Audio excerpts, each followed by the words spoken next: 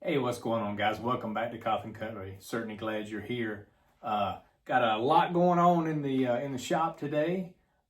We've definitely got some relic knives pulled out for the display. We'll take a look at those. We got a couple of new knives, a couple of fixed blades. I told you I wanted to start getting some fixed blades into the display, so we're working on that. We got a couple to show today. There's a couple I still got to do some cleanup on before we actually put them in there and retire them. And I've got a few knives I pulled out today. They're just kind of oddball one-offs that I'd love to talk about. So anyway, guys, we won't waste any time. We got a few to go through, so we'll get this camera flipped around, get here to the table, and give a talk about them. See you in a minute, guys.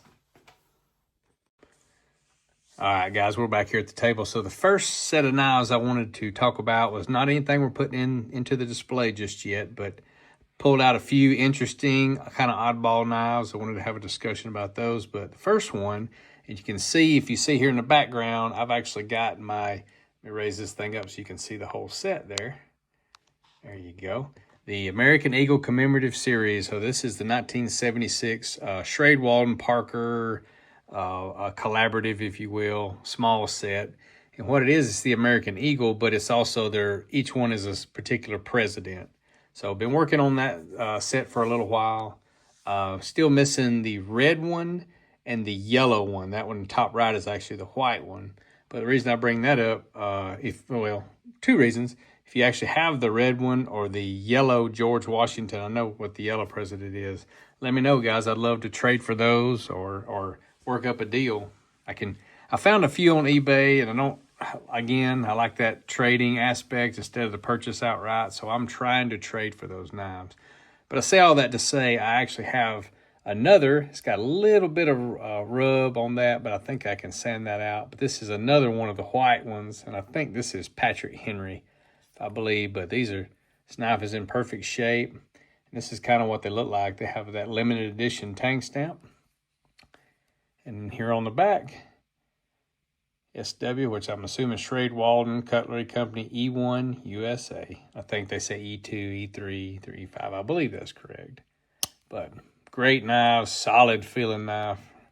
Kind of reminds me of if it had the saw cut Delrin, and it feels just like an old timer, like an 80T to me. But these are all serial numbered as well as part of that set.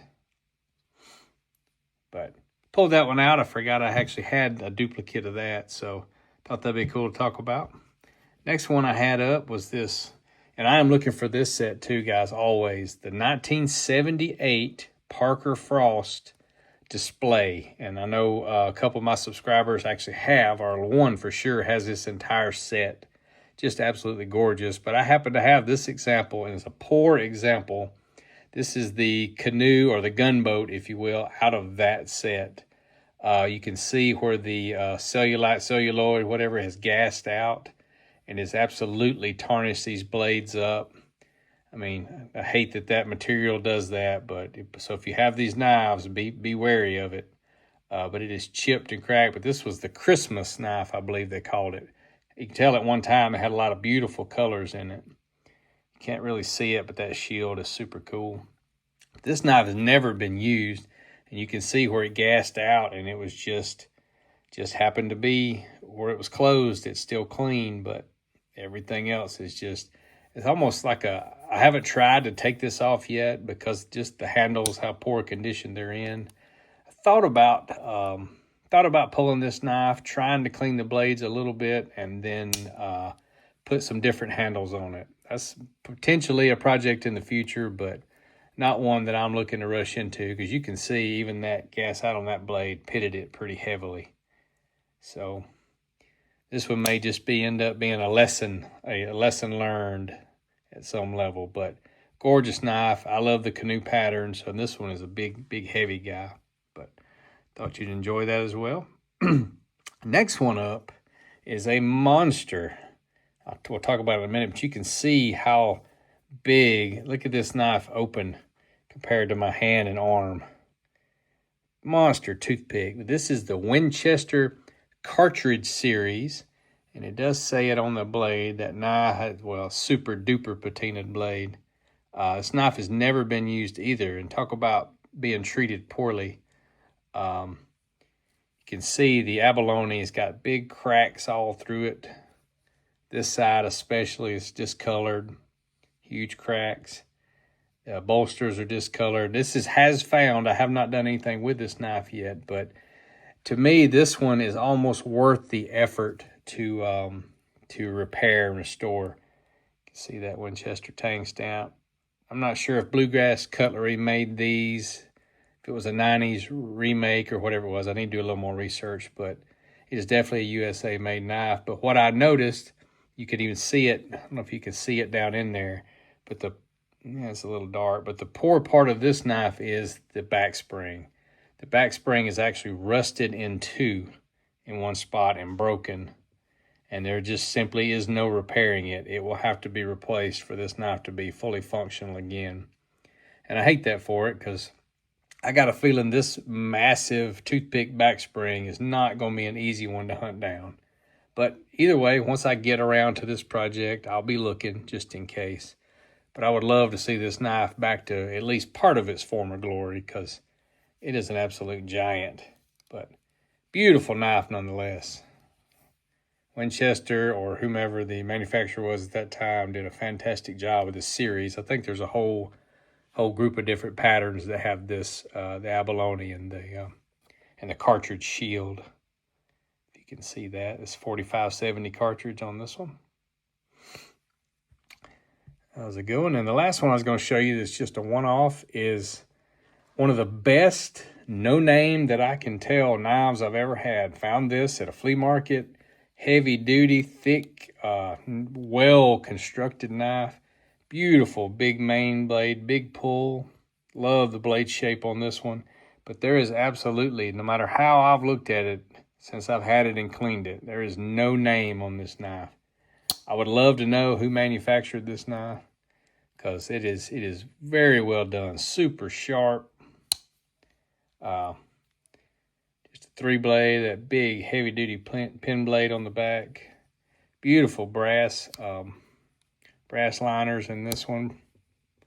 You can see down in there, this is a clean, well-built knife, but just no maker's mark. So has to be somebody, one of the known companies. It simply has to, but I'm not sure why it didn't get stamped in any way.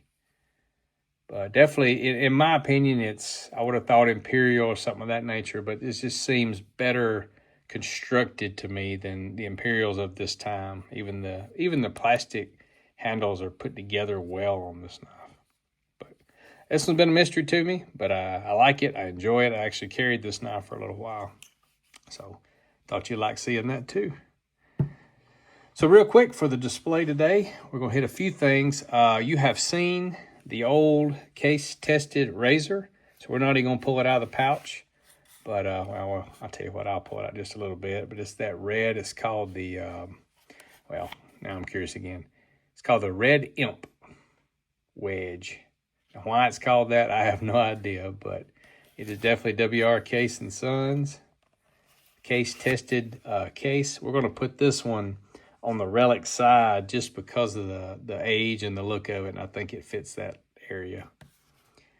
And in that same aspect, showed you, and I think I've got it, I don't know where I've got that at. My big, oh, here it is, down here, hold on a sec. I did pull this one when I actually purchased it and did a package opening, but my big, massive sharpening rod with the Case XX logo on it, or the stamp. So we'll probably put that in display today, but the reason I pulled that out is, check this guy out. Here's his baby brother version. Inbox. Pocket steel, 6-inch overall. This is just a cool little sharpener, little bitty guy. If you can see it right there, Case XX USA. Bought this one a while back. Thought it'd be a good little case accessory to have, and we're going to probably show it in the display case as well. That back in there. Next up, I told you I'm going to get a fixed blade in there. So this is going to be the first, well, not the first fixed blade that goes in there, but the first one I show this time. I still got to clean up a few more. But this I purchased personally back in the late 90s. brother-in-law owned a hardware store here local in town. They had case knives and things, and this happened to be in there. And this Ridgeback Hunter is just that rosewood, beautiful, beautiful knife. And it's like it's a 5-dot. But the history on this knife, I had it for many years, ended up selling it to my brother. Apparently he had it for a while. Looks like he never used it whatsoever. And then not too long ago, right before I started up this channel and got heavily back into knives and got to collecting again, he gave it back to me. So I thought that was pretty cool. Beautiful knife, will be beautiful in the display. But treasure that knife. I remember like it was yesterday when I purchased it. On to the Relic knives. Got a few today. You saw this one the other day. We got the big 2-blade folding hunter. Rough shape. Everything's rough. Even the wood or the jig wood or the bone. It's not bone, I don't think. It's cracked there. Wore out blades. This guy's just been through the gamut of it all. I was going to use this as a parts knife, but I've got a few. Oh, hit the camera again. I've got a few parts knives of this sort, so we're going to let him go into the Relic section and retire.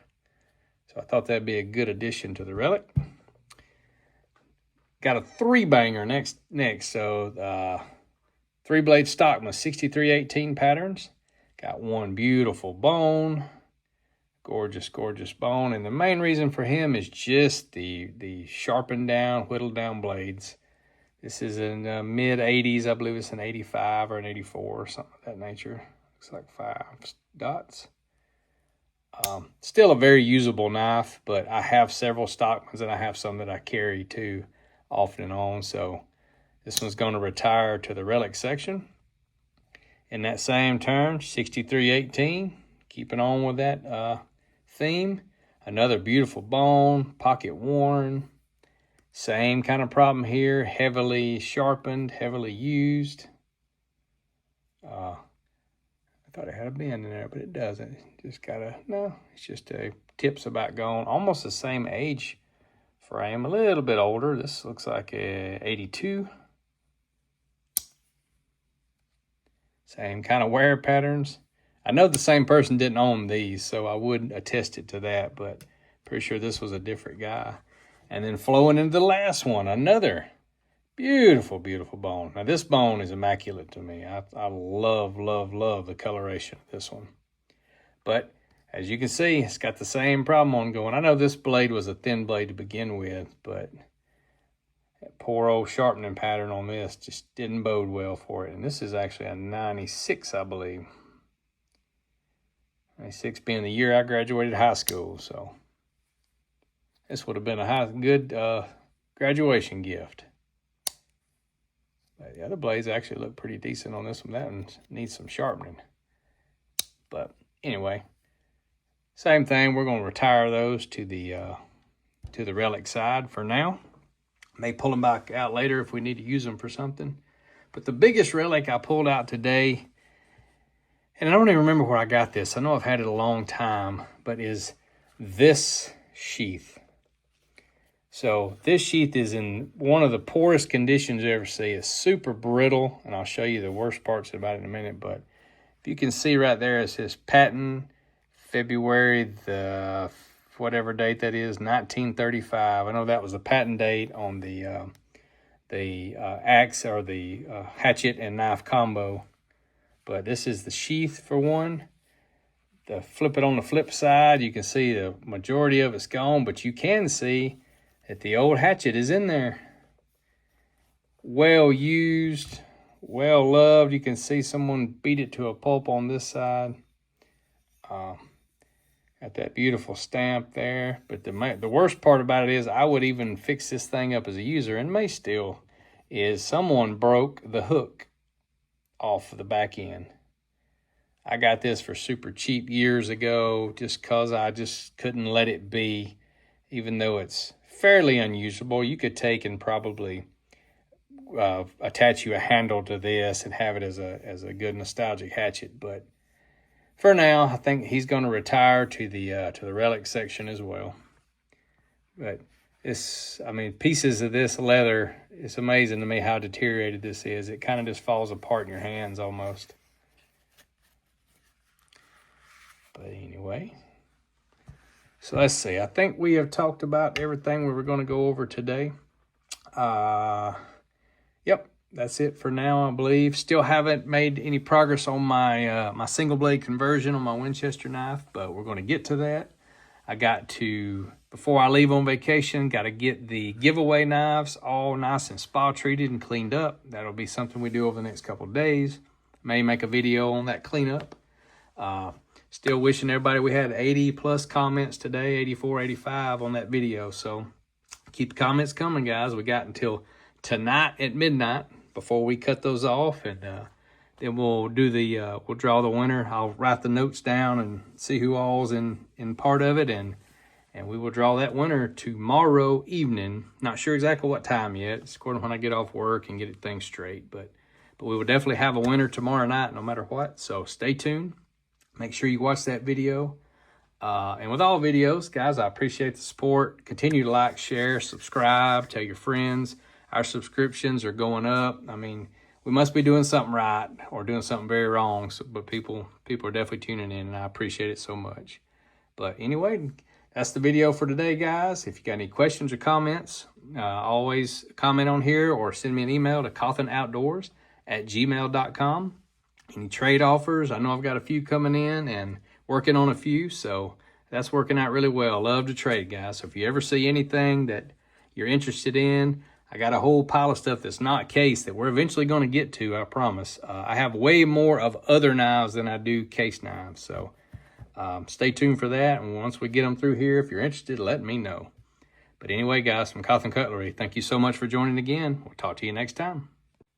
All right, guys, we're back over here at the display. So as you can see, got three of the 6318s in today. We got the big folding hunter. We got the old hatchet, and we got a couple of the knickknacks. We got the razor, the tested razor in there, as well as the small sharpening rod, the little pocket stone. And we got the big one put in there as well in this display. We also got the case tested glass moved over to this side, better where it belongs with the older knives. See, we got the rosewood ridgeback put in today. And I think that's it for the day, for the display. Definitely got more coming. About to have a whole bunch of my not brand new in-box knives, my collection knives that are in really good shape. And what we're going to do, we're going to fill this one out with them as we go through it. So that'll be some of our next videos, kind of off and on as I'm on vacation. I'm going to try to record up a few just so you guys can see that. But anyway, guys, as always, thank you so much for the support from Cutlery. Talk to you next time.